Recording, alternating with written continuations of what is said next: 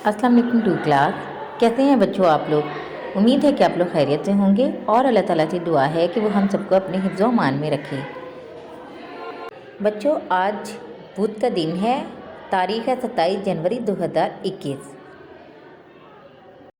बेटा आज हम दोहराई में करेंगे अपना सबक नंबर 8 हमारे कायद, उसके अल्फाज मायने और अल्फाज जुमलों की दोहराई करेंगे।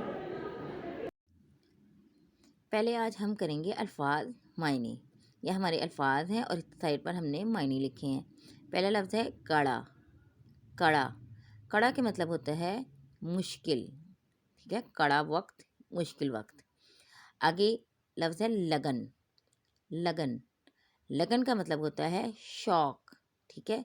जैसे अगर हम कोई काम लगन से करते हैं यानी शौक़ से करते हैं, दिल से करते हैं, अपनी खुशी से करते हैं। हौसला, हौसला, हौसला का मतलब है हिम्मत, हिम्मत करना। दर्स, दर्स, दर्स का मतलब है सबक, यानी दर्स देना मतलब सबक देना। मुखालिफ, मुखालिफ, मुखालिफ का मतलब होता है दुश्मन, ठीक है। जो हमारे मुखालिफ होते हैं यानी हमारे ख़िलाफ़ होते हैं उन्हें क्या कहते हैं, दुश्मन कहते हैं, ठीक है। अब हम करेंगे अल्फाज मायने के बाद अल्फाज जुमले, ठीक है। ये हमारे अल्फाज हैं और इनके हमने इधर जुमले लिखे हैं।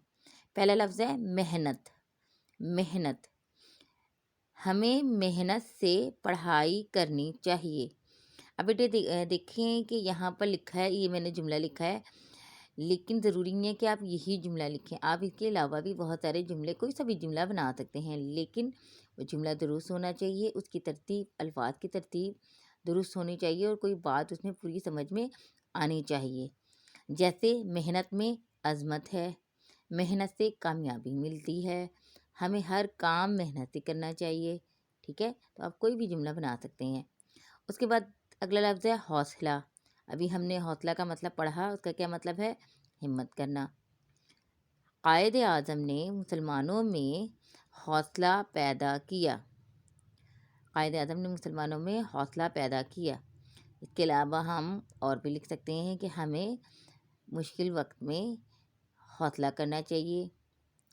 अली ने अहमद को हौसला दिया, ठीक है। तो आप इस तरह कोई भी जुमले लिख सकते हैं। अगला लफ्ज़ है इकट्ठा। इकट्ठा, इकट्ठा का मतलब होता है एक जगह पर जमा करना, इकट्ठा होना, जमा होना, मिलना। कायद आज़म ने मुसलमानों को इकट्ठा किया। इसके अलावा अली ने अपने दोस्तों को इकट्ठा किया, या उस्तानी ने बच्चों को बाग में इकट्ठा किया।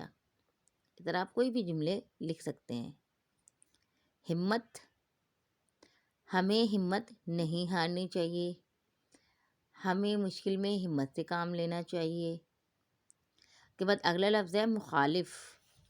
मुखालिफ, मुखालिफ का मतलब हमने भी पढ़ा कि मुखालिफ का मतलब होता है जो हमारे दुश्मन होते हैं, ये हमारे ख़िलाफ़ होते हैं। हिंदू मुसलमानों के मुखालिफ थे। के अलावा अली अहमद का मुखालिफ है। इस तरह बेटा आपने ये जुमले कर लेने हैं और बल्कि अल्फाज मायने और जुमले याद करने हैं।